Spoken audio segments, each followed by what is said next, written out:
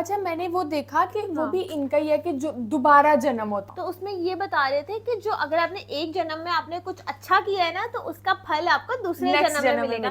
Like कुछ nature की पूजा पे ज्यादा बिलीव करते हैं, कुछ वो गौ माता की पूजा पे ज्यादा यकीन करते हैं, तो वो फिर उसी चीज को आगे लेकर चलते जाएगा। है कि 7 जन्म होते हैं और Exactly. उसको hi welcome back to our YouTube channel. मैं हूं जवेरिया सिद्दीकी, मेरे साथ है तारिक। और आज हम बात कर रहे हैं हिंदुइज्म की। मतलब इतने ज़्यादा रिलीजन है, क्रिश्चियनिटी है, इस्लाम है, बुद्धिज्म है, इवन जैन। जब हम बात करते हैं कि जैन मंदिर यहाँ पे है, तो मुझे उसका याद आता है कि हाँ, ये भी एक रिलीजन है। और फिर इसी तरह से ना इस्लाम है, बहुत ज़्यादा रिलीजन है, लेकिन हिंदुइज्म जो है वो जो बड़े बड़े रिलीजन आते हैं, जैसे क्रिश्चियनिटी का काफ़ी, इस्लाम का है और फिर हिंदुइज्म का, यानी कि ना इन तीनों के काफ़ी ज़्यादा फॉलोअर्स हैं। और 90% जो है वो फिर हिंदुस्तान में रहते हैं, भारत में रहते हैं, लेकिन बाकी भी जगहों पे अगर हम बात करें ना, तो वो मिलते हैं आपको हिंदूज। इस जैसे पाकिस्तान में बहुत ज्यादा मुस्लिम मतलब इससे रिलेटेड लोग मिलते हैं। हाँ, मिलते हैं। तो आज जो वीडियो है, what is Hinduism, a religion और a way of life, Hinduism case study. और ये जो है ये हमने ना इनकी बहुत ज़्यादा IQ स्टडीज़ की बहुत ज़्यादा हम पहले वीडियोस देखते थे, और ये बहुत अच्छे से एक्सप्लेन कर देते हैं। लेकिन मुझे ऐसा लग रहा है कि हिंदुइज्म को एक्सप्लेन करना थोड़ा मुश्किल है। मतलब थोड़ा बहुत पढ़ा हुआ है, थोड़ा बहुत जानते हैं। ऐसा हो ना कि एपिसोड्स में हो तो फिर बिल्कुल हमें एक एक चीज समझ आएगी अगर एपिसोड्स में होगी। लेकिन ये एक ही है। और हमने ना, मतलब मुझे याद है हमने हिस्ट्री में पढ़ा हुआ, हिस्ट्री की बुक्स में जब हम पढ़ते थे ना, तो हिंदुइज्म के बारे में मैंने पढ़ा हुआ, इसकी सिविलाइजेशन के बारे में थोड़ा बहुत अंदाजा है। इंडस वैली सिविलाइजेशन, उसमें वो पत्थर मिलते हैं, थोड़े कॉइन्स और इस तरह की चीजें, बर्तन मिलते हैं जिनके ऊपर कुछ वर्ड्स लिखे हुए और वो पता नहीं उनके पास ना वेपनरी भी होती थी, वो कुल्हाड़े टाइप, और वो वेपनरी पुराने जमाने की, और वो उन्हीं को यूज करते हुए पूरी जिंदगी उन्होंने मतलब ये गुजारी थी। वो हिस्ट्री में हम पढ़ते हैं। और वो भी उनकी जो दीवारों पे स्कल्पचर्स और वो बनी हुई चीजें हैं, तो वो सारी चीजें वो मतलब वो जेवरात बनाते थे हाथी के दांत से, तो ये सब चीजें ना वो इससे रिलेटेड हैं। हाँ, तो मतलब इनका अगर हम इंडस वैली की बात करें तो वो हिंदुइज्म से काफी ज्यादा रिलेटेड है। और हमने अपनी वो यानी कि बुक्स में, सोशल स्टडीज में हमने पढ़ा हुआ है, तो हमें इसलिए थोड़ा बहुत ऐसी थी कि उसमें हर रिलीजन के बारे में बताया जाता था, उसकी हिस्ट्री के बारे में बताया मतलब बहुत इन डेप्थ नहीं बताया जाता था, लेकिन बताया जाता था। इवन मैं ये अमेरिकन का भी जो मैंने पढ़ा है, तो इनका भी कैथोलिक है, ये है वो है। इंडियन के जो सेक्ट्स हैं उनका भी हमें पता है कि ब्राह्मण्स होते हैं, फिर उसके बाद एक शूद्र वाले भी होते हैं, वो अलग उनको किया जाता है। तो कास्ट सिस्टम, फिर उनको सब कास्ट आई है, फिर जाति वाला भी कॉन्सेप्ट आया, तो काफी कॉन्सेप्ट आए। लेकिन भाई इतना ज्यादा हमें आइडिया नहीं है, तो स्टार्ट करते हैं और फिर हम डिस्कस करेंगे। Hinduism history. Welcome to Study IQ। मेरा नाम है आदेश सिंह। हिंदुइज्म दोस्तों एक ऐसा रिलीजन है जो हजारों सालों से जीवित है। एक ऐसा ट्रेडिशन जिसने इंडियन सबकॉन्टिनेंट में जन्म लिया और यहाँ के कल्चर को शेप किया। हिंदुइज्म सिर्फ एक रिलीजन ही नहीं, बल्कि मेजॉरिटी ऑफ इंडियंस की इंटेग्रल पहचान भी है। लेकिन दोस्तों, हिंदुइज्म एक ऐसा शब्द है जिसे खुद को हिंदू कहने वाले भी अक्सर पूरी तरह नहीं समझते। कोई इसे रिलीजन कहता है तो कोई इसे एक वे ऑफ लाइफ बताता है। आखिर हिंदुइज्म का सही मतलब है क्या? अपनी इस वीडियो में हम इसी सवाल का जवाब जानने की कोशिश करेंगे और समझेंगे कि हिंदुइज्म कैसे वे ऑफ लाइफ की तरह शुरू होकर एक रिलीजन के फॉर्म में डेवलप होता है। दोस्तों, हिंदुइज्म दुनिया के सबसे पुराने रिलीजन्स में से एक है। इसकी शुरुआत कब हुई, इसका कोई डेफिनेट आंसर नहीं मिलता, लेकिन ऐसा माना जाता है कि ये 4000 सालों से भी पुराना है। आज दुनिया के लगभग हर कोने में हिंदुइज्म को फॉलो करने वाले लोग रहते हैं, जिनमें से 90% इंडिया को बिलोंग करते हैं। फॉलोअर्स के मामले में लगभग 900 मिलियन फॉलोअर्स के साथ हिंदुइज्म क्रिश्चियनिटी और इस्लाम के बाद तीसरा सबसे बड़ा रिलीजन है। इसी के साथ साथ संस्कृत लैंग्वेज एक इंपॉर्टेंट लैंग्वेज जुड़ती है, जो इसी के साथ ग्रो हुई और जिसने हिंदुइज्म के बिलीफ सिस्टम्स को स्प्रेड करने में इंपॉर्टेंट योगदान दिया। माना जाता है कि प्रोटो इंडो आर्यन और प्रोटो इंडो यूरोपियन लैंग्वेजेस भी संस्कृत से ही डेवलप होती हैं। आइए सबसे पहले हिंदू शब्द के ओरिजिन को समझते हैं। Origins of the word Hindu. दोस्तों, हिंदू शब्द नॉर्दर्न इंडिया में फ्लो होने वाली रिवर इंडस से डिराइव हुआ है। एंशिएंट टाइम्स में इस रिवर को सिंधु नाम से जाना जाता था, लेकिन जब पर्शियंस का माइग्रेशन इंडिया में होता है तो वो इसे हिंदू कहते हैं और यहाँ के लैंड को हिंदुस्तान और रहने वाले लोगों को हिंदूज का नाम देते हैं। इस तरह हिंदू शब्द को पहली बार 6th सेंचुरी BCE में पर्शियंस ने यूज किया था। उस समय हिंदुइज्म शब्द एक कल्चरल से ज्यादा जियोग्राफिकल लेबल हुआ करता था। आगे चलकर इसे हिंदूज की रिलीजियस प्रैक्टिसेस को डिस्क्राइब करने के लिए यूज किया जाने लगा। रिलीजियस बिलीफ्स को डिफाइन करते हुए हिंदुइज्म शब्द का रेफरेंस पहली बार 7th सेंचुरी CE के एक Chinese text record of the western regions by Xuanzang में मिलता है। लेकिन ऐसा भी माना जाता है कि रिलीजियस प्रैक्टिसेस और बिलीफ्स को डिस्क्राइब करने के लिए इंग्लिश टर्म हिंदुइज्म का यूज इतना पुराना भी नहीं है। कहा जाता है कि इसे पहली बार 1816-17 में राजा राम मोहन रॉय ने यूज करना शुरू किया था। इसके बाद 1830 के अराउंड ब्रिटिश कॉलोनियलिज्म को अपोज करने और खुद को बाकी रिलीजियस ग्रुप से अलग दिखाने के लिए इंडियंस ने हिंदुइज्म को अपना रिलीजन बताना शुरू कर दिया था। ये वही समय था जब हिंदुस्तानी प्यारा अपनी लग रहा है ये वाला आइडेंटिटी व्यू। के लिए सोल सर्चिंग कर रहे थे। ये तो बात हुई हिंदू और हिंदुइज्म शब्द के ओरिजिन की, लेकिन शब्द यानी कि टर्म तो बाद में आया था। इससे जुड़े बिलीफ्स और प्रैक्टिसेस का ओरिजिन और भी पुराना है। How did Hinduism start? दोस्तों, क्रिश्चियनिटी और इस्लाम की तरह हिंदुइज्म का कोई सिंगल फाउंडर नहीं है और इसका ओरिजिन रिकॉर्डेड हिस्ट्री से भी पुराना समझा जाता है। हिंदूज अपने रिलीजन के लिए सनातन धर्म टर्म यूज करते हैं, जिसका मतलब है इटर्नल फेथ, यानी कि ऐसा धर्म जो हमेशा से है। इंडस वैली सिविलाइजेशन में कुछ ऐसे एविडेंस मिले हैं जो या तो हिंदुइज्म का पार्ट है या उसे इन्फ्लुएंस करते हैं। उदाहरण के तौर पर यहां मिलने वाली proto Shiva seal, mother goddess को रिप्रेजेंट करने वाली टेराकोटा फिगरीन्स, स्वास्तिकास, लिंगास, सीक्रेट एनिमल्स की इमेजेस एटसेट्रा आज हिंदुइज्म का एक पार्ट है। इसलिए यह माना जाता है कि किसी न किसी फॉर्म में हिंदुइज्म उस समय से एग्जिस्ट कर रहा था। ऑर्गेनाइज्ड तौर पर हिंदुइज्म की शुरुआत वैदिक कल्चर से मानी जाती है, क्योंकि इसी समय हिंदूज के सीक्रेट टेक्स्ट्स वेदास का ओरिजिन हुआ था। यानी कि हिंदुइज्म का फर्स्ट लिटरेरी एविडेंस हमें वैदिक पीरियड में मिलता है। चलिए, ये तो समझ में आ गया कि हिंदुइज्म का ना तो कोई फाउंडर था और ना ही कोई डेफिनेट डेट है इसकी शुरुआत की। लेकिन कुछ कोर बिलीफ्स हैं जो हिंदुइज्म को डिफाइन कर सकते हैं। आइए जानते हैं कोर बिलीफ्स। दोस्तों, हिंदुइज्म एक ऑर्गेनाइज्ड रिलीजन नहीं है और किसी सिंगल सिस्टमैटिक अप्रोच से इसके वैल्यू सिस्टम को नहीं समझा जा सकता, और ना ही 10 कमांडमेंट्स की तरह हिंदूज के पास कोई सिंपल सेट ऑफ रूल्स हैं। हिंदुइज्म के बिलीफ्स अक्सर लोकल, रीजनल, कास्ट और कम्युनिटी ड्रिवन प्रैक्टिसेस से इन्फ्लुएंस होते हैं। लेकिन फिर भी कुछ ऐसे बिलीफ्स हैं जो सभी वेरिएशंस में कॉमन कहे जा सकते हैं। इन्हें ही हम कोर बिलीफ्स कह रहे हैं। इसमें सबसे पहले आता है एक सुप्रीम बीइंग में विश्वास, जिसे हिंदुइज्म में ब्राह्मण कहा गया है। हाँ, ब्राह्मण। इसके अलावा कॉन्सेप्ट ऑफ कर्मा, सोल यानी कि आत्मा, रीइंकार्नेशन यानी पुनर्जन्म और मोक्ष हिंदुइज्म के सेंट्रल बिलीफ सिस्टम का पार्ट है। सोल या आत्मा का कॉन्सेप्ट कहता है कि सभी लिविंग क्रीचर्स में आत्मा होती है, जो कि ईश्वर का ही अंश होती है। कर्म का कॉन्सेप्ट हिंदुइज्म में बहुत ही इंपॉर्टेंट है। कार्मा इसके दोबारा अनुसार से जो लोगों के वापस आता एक्शंस है। ही उनकी प्रेजेंट लाइफ और फ्यूचर लाइफ को डिटरमिन करते हैं। हिंदुइज्म में लाइफ के 4 मेन एम्स बताए गए हैं: धर्म, अर्थ, काम और मोक्ष। मोक्ष की प्राप्ति के बाद साइकिल ऑफ बर्थ्स का एंड हो जाता है और आत्मन सुप्रीम सोल में मिल जाती है। योग, जिसका अर्थ है यूनियन विद गॉड, भी हिंदुइज्म का एक इंपॉर्टेंट पार्ट है। लोगों को दुनिया भर में हिंदुइज्म का पता हो ना हो, पर योग का जरूर पता होता है। योगा? 2015 से जब से हर साल इंटरनेशनल योगा डे 21 जून को मनाया जाता है, तब से ये और फेमस हुआ है और लोगों को इसके real world benefits for physical, mental and spiritual wellbeing भी समझ आ रहे हैं।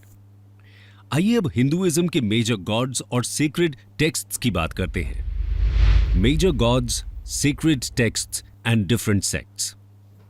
दोस्तों, हिंदू वैसे तो एक सुप्रीम बीइंग में विश्वास करते हैं। सुप्रीम बीइंग यानी कि ब्राह्मण का कॉन्सेप्ट एक फॉर्मलेस गॉड, अल्टीमेट रियलिटी या ओमनी प्रेजेंट एनर्जी की तरह है। इसी के साथ साथ हिंदुइज्म में कहा गया है कि इसके अलग अलग रूप हो सकते हैं। यहीं से पॉलीथीइज्म का कॉन्सेप्ट आता है।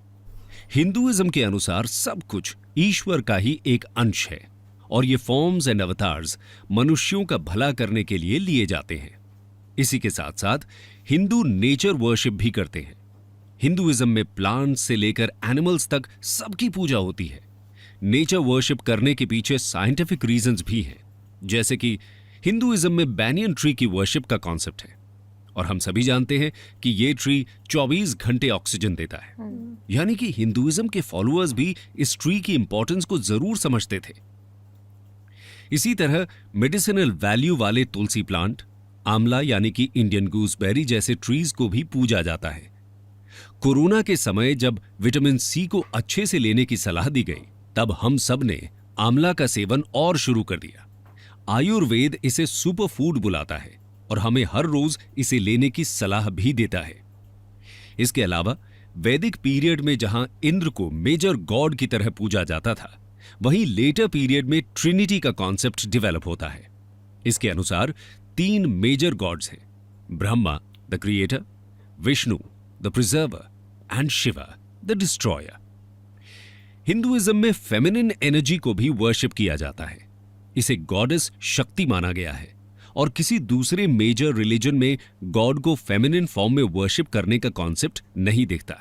इसके अलावा मल्टीपल गॉड्स एंड गॉडेसेस हैं जिन्हें अलग अलग एट्रीब्यूट से जोड़ा जाता है, जैसे कि लॉर्ड गणेशा को रिमूवर ऑफ ऑब्स्टिकल्स यानी कि विघ्नहर्ता कहा गया है, तो देवी सरस्वती को गॉडेस ऑफ नॉलेज।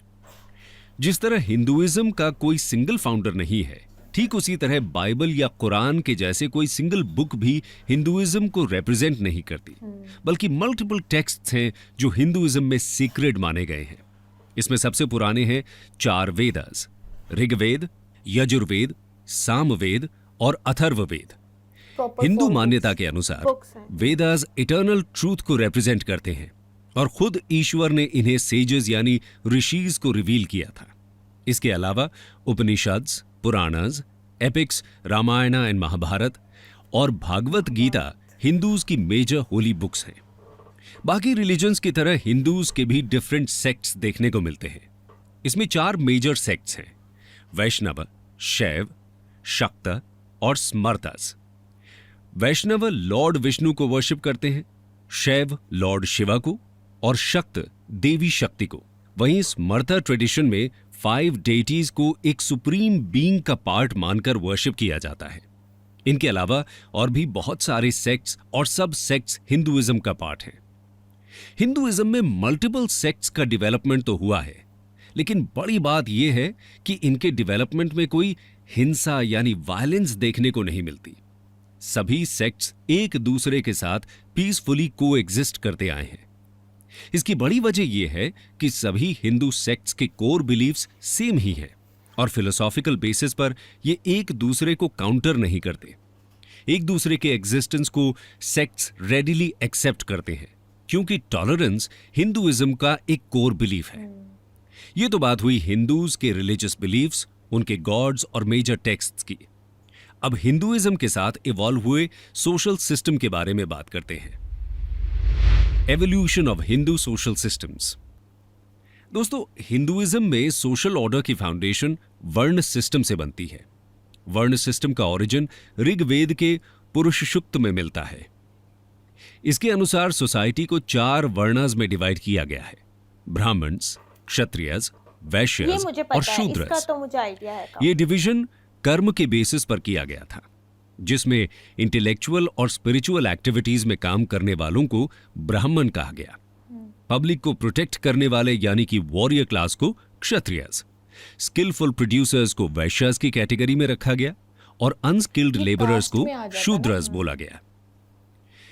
लेकिन आगे जाकर यह सिस्टम रिजिड होने लगा और बर्थ के बेसिस पर डिवीजन शुरू हो गया। इसके अलावा बहुत सी क्लासेस को वर्ण सिस्टम से बाहर रखा जाने लगा और उन्हें अनटचेबल्स मान लिया गया। इन्हें केवल मीनियल जॉब्स करने की अनुमति दी जाती थी। उसके बाद वर्णस में भी सब डिवीजन होने लगे और कास्ट सिस्टम यानी कि जातीज का डेवलपमेंट शुरू हो गया था, जिसकी वजह से सोशल सिस्टम बहुत ही कॉम्प्लेक्स हो गया। इसके साथ ही लोअर वर्णस और अनटचेबल्स के साथ इनइक्वालिटी का बिहेवियर किया जाने लगा। इन सब ईवल प्रैक्टिसेस ने सोसाइटल फैब्रिक को कमजोर कर दिया। सभी वर्णस के लिए अलग अलग सोशल रूल्स के साथ ही डिफरेंट रिलीजियस रिचुअल्स भी प्रिस्क्राइब कर दिए गए थे। इसकी वजह से हिंदुइज्म एक कॉम्प्लेक्स सोशल ऑर्डर नजर आने लगा था। इस कॉम्प्लेक्सिटी की वजह से ही 6th सेंचुरी बीसी में बुद्धिज्म और जैनिज्म जैसे डिफरेंट रिलीजियस ट्रेडिशंस पॉपुलर होने लगते अच्छा, हैं। जैन एक वाले वक्त जो है ना, पर जिस जैन बुद्धिज्म मंदिर और भी है। जैनिज्म का दबदबा पूरे इंडियन सब कॉन्टिनेंट में हो जाता है और हिंदुइज्म कुछ हद तक डिक्लाइन होता दिखता है। लेकिन एक बार फिर हिंदुइज्म को रिवाइव करने का काम भी शुरू होता है। Revival and reform in Hinduism. दोस्तों, इतना पुराना रिलीजन होने के बाद भी हिंदुइज्म आज तक सरवाइव कर रहा है। इसकी एक बड़ी वजह यह है कि समय समय पर हिंदुइज्म में रिफॉर्म्स लाए गए और इसे रिवाइव किया जाता रहा। फिर चाहे वो 7th से 8th सेंचुरी के बीच शुरू हुए साउथ इंडियन भक्ति मूवमेंट के द्वारा किया गया हो या फिर अलग अलग आचार्याज के द्वारा। भक्ति मूवमेंट के दौरान अलवर्स और नायनार सेंट्स ने रिजिड कास्ट सिस्टम को चैलेंज किया, साथ ही रिचुअल्स और रिलीजियस प्रैक्टिसेस को भी सिंप्लीफाई करने का काम किया। उनके प्रयासों से ही हिंदुइज्म बुद्धिज्म और जैनिज्म से मिल रहे चैलेंजेस को मात दे पाता है। इतना ही नहीं, हिंदुइज्म समय के साथ लोकल कल्ट्स और डेटीज को भी अब्सॉर्ब कर लेता है। फिर बात चाहे नागा कल्ट की हो, यक्ष यक्षिणी कल्ट की या फेमस जगन्नाथपुरी की, जिन्हें ट्राइबल डेटी माना जाता है, धीरे धीरे सब हिंदू पैंथियन का हिस्सा बन जाते हैं। यहां तक कि बुद्ध को भी विष्णु का एक अवतार बताया जाता है। यह स्ट्रैटेजी भी हिंदुइज्म के सर्वाइवल में इंपॉर्टेंट रोल प्ले करती है। हिंदुइज्म को रिवाइव करने की बात हो और आदि शंकराचार्य का नाम ना आए, ऐसा तो हो ही नहीं सकता। शंकराचार्य ने 8th सेंचुरी एडी में हिंदुइज्म को रीऑर्गेनाइज और रिफॉर्म करने का काम किया। इन्होंने अद्वैत फिलॉसफी को पॉपुलराइज किया, जिसके अनुसार सिर्फ ब्राह्मण ही सत्य है और बाकी सारा संसार बस उसकी ही माया है। शंकराचार्य हिंदू फिलॉसफी को पॉपुलराइज करने के लिए पूरे इंडिया में ट्रैवल करते हैं। इस दौरान अलग अलग थिंकर्स के साथ वो डिबेट्स और डिस्कोर्सेज में भाग लेते हैं। इन्होंने इंडिया के 4 कॉर्नर्स में मॉनेस्ट्रीज एस्टैब्लिश की थी, जिन्हें मठस या पीठस कहा जाता है। श्रृंगेरी में शारदा पीठ, द्वारका में कलिका पीठ, बद्रिकाश्रम में ज्योति पीठ और जगन्नाथपुरी में गोवर्धन पीठ की स्थापना की गई। इन्हें हिंदुइज्म के 4 धाम कहा जाता है। इस तरह उन्होंने जियोग्राफिकली भी हिंदुइज्म के फॉलोअर्स को जोड़ दिया था। इन्होंने पंचायतन फॉर्म ऑफ वर्शिप को भी पॉपुलराइज किया, जिसमें 5 डेटीज गणेश, शिव, विष्णु, सूर्य और देवी की एक साथ पूजा की जाती है। इसमें कहा गया है कि ये सभी सुप्रीम बीइंग यानी कि ब्राह्मण के ही अलग अलग फॉर्म्स हैं। इस तरह शंकराचार्य ने डिफरेंट सेक्ट्स को भी यूनाइट किया। इसके अलावा हिंदू स्क्रिप्चर्स को भी इन्होंने सिंप्लीफाई किया। शंकराचार्य ने वेदास, उपनिषद्स, पुराणास जैसे रिलीजियस टेक्स्ट्स पर कमेंट्रीज लिखकर इनकी टीचिंग्स को एक बार फिर से जीवित करने का काम किया था। शंकराचार्य के बाद रामानुजा, माधवाचार्य जैसे सेंट्स ने भी हिंदुइज्म को रिफॉर्म करने में अपना योगदान दिया। इसके बाद मिडीवल पीरियड में जब इस्लाम ने हिंदुइज्म को चैलेंज करना शुरू किया, तो निर्गुण और सगुण भक्ति सेंट्स ने हिंदुइज्म को पॉपुलर बनाए रखा। इसमें रामानंद, कबीर, नानक, मीराबाई, तुलसीदास जैसे नानक का सेंट्स तो का मुझे योगदान पता है, रहता काफी है। idea। अगर मॉडर्न पीरियड की बात करें तो राजा राम मोहन रॉय, स्वामी दयानंद सरस्वती और स्वामी विवेकानंद जैसे रिफॉर्मर्स ने हिंदू ग्लोरी को एक बार फिर से रिवाइव किया था। 19th सेंचुरी में इन सोशो रिलीजियस रिफॉर्मर्स की वजह से क्रिश्चियन मिशनरीज हिंदूज को कन्वर्ट करने में बहुत ज्यादा सफल नहीं रहते। जिस तरह की सफलता इन्हें अफ्रीका या दूसरी कॉलोनीज में मिली थी, इंडिया में वैसी सफलता देखने को नहीं मिलती। स्वामी विवेकानंद ने 1893 में शिकागो में ऑर्गेनाइज्ड वर्ल्ड रिलीजियस कॉन्फ्रेंस में जाकर वर्ल्ड स्टेज पर हिंदुइज्म की फिलॉसफी को पॉपुलराइज किया। स्वामी जी की स्पीच पर कमेंट करते हुए एक अमेरिकन न्यूज़पेपर ने लिखा था कि ऐसे रिच रिलीजियस ट्रेडिशन वाले देश में क्रिश्चियन मिशनरीज को भेजने की क्या जरूरत है। इस तरह रेगुलर इंटरवल्स पर हिंदुइज्म में रिफॉर्म मूवमेंट्स होते रहे हैं। हिंदू फिलॉसफी में कहा भी गया है कि जब जब धर्म संकट में आता है, तब तब उसकी रक्षा के लिए खुद ईश्वर अवतार लेते हैं। इसलिए ये रिफॉर्म मूवमेंट्स हिंदू फिलॉसफी द्वारा भी जस्टिफाई किए जा सकते हैं। हिंदुइज्म इटर्नल रहा है क्योंकि ये स्टैटिक नहीं है और इसमें खुद को नया बनाने की एबिलिटी भी दिखती है। अथर्ववेद में सनातन वर्ड का एक्सप्लेनेशन भी कुछ इसी तरह है। सनातनम एनम अहुह उत अद्याः स्यत पुनर्नवः, meaning they proclaim him to be eternal but he may become new again even today. Hinduism का सबसे यूनिक फीचर है इसकी डाइवर्सिटी। डिफरेंट लेवल पर वेरिएशंस और डाइवर्सिटी होते हुए भी ये यूनिटी को कैसे रिप्रेजेंट करता है, ये समझने की जरूरत है। How Hinduism encompasses the concept of unity in diversity. दोस्तों, हिंदुइज्म में असंख्य देवी देवताओं का कॉन्सेप्ट है, मल्टीपल रिलीजियस टेक्स्ट्स हैं, अलग अलग सेक्ट्स भी इसका पार्ट हैं। साथ ही रिचुअल्स और बिलीफ्स में भी बहुत ज्यादा डाइवर्सिटी देखने को मिलती है। इस सब के बाद भी हिंदुइज्म अपने फॉलोअर्स को यूनाइट करता है क्योंकि हिंदू फिलॉसफी इतनी फ्लेक्सिबल है कि सभी व्यूज को इसने एक्सेप्ट किया है। हिंदुइज्म में मान्यता है कि रास्ते अलग अलग हो सकते हैं लेकिन सबकी मंजिल एक ही है। हिंदुइज्म तो बाकी रिलीजन्स को भी सत्य ही मानता है। इसमें कहीं भी ये कॉन्सेप्ट नहीं है कि हिंदुइज्म के अलावा जो रिलीजन्स हैं वो ईश्वर की प्राप्ति का मार्ग नहीं हो सकते। इसी वजह से हिंदुइज्म को एक टॉलरेंट रिलीजन भी बोला जाता है। लेकिन टॉलरेंट शब्द इस कॉन्सेप्ट को जस्टिफाई नहीं करता क्योंकि हिंदूज न सिर्फ दूसरे रिलीजन्स का सम्मान करते हैं बल्कि उन्हें भी हिंदुइज्म की बराबरी पर ही रखते हैं। इसलिए हिंदुइज्म में फोर्स्ड कन्वर्शन का कॉन्सेप्ट भी नहीं आता। हिंदुइज्म की हिस्ट्री में कभी भी दूसरे रिलीजन के अगेंस्ट धर्म के नाम पर वॉर नहीं हुए हैं। फिर चाहे वो वसुधैव कुटुंबकम की फिलॉसफी हो जिसके अनुसार पूरा विश्व एक ही फैमिली माना जाता है, या फिर सर्वे भवन्तु सुखिनः जैसे हिम्स। हिंदुइज्म हमेशा ही सबके कल्याण की बात करता आया है। हिंदुइज्म में संपूर्ण मानव जाति के इक्वल वर्थ का भी कॉन्सेप्ट है। ये हमें इस एंशिएंट हिम से साफ पता चलता है।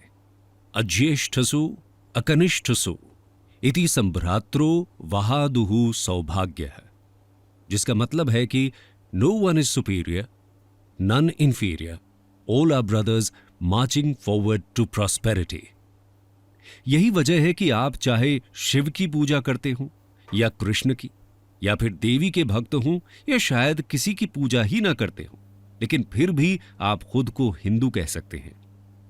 हिंदू होने के लिए ना तो किसी एक भगवान की वर्शिप करना कंपलसरी है और ना ही किसी मंदिर में जाना, यहां तक कि किसी एंशिएंट स्क्रिप्चर की स्टडी करना भी मैंडेटरी नहीं है। हिंदुइज्म तो सबको अपना मानता है।